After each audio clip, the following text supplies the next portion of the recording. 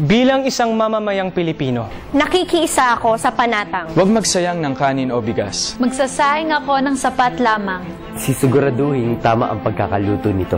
Kukuha ako ng kaya kong ubusin upang sa aking pinggan ay walang matirang kanin. Ganon din ang aking gagawin. Kung may handaan o kung sa labas ako kakain. Ang brown rice o pinawa ay susubukan kong kainin. Pati na ang ibang pagkain. Bukod sa kanin tulad ng saba, kamote at mais. Ituturo ko sa iba ang responsableng pagkonsumo nang mabigyang halaga ang pagod ng mga magsasaka.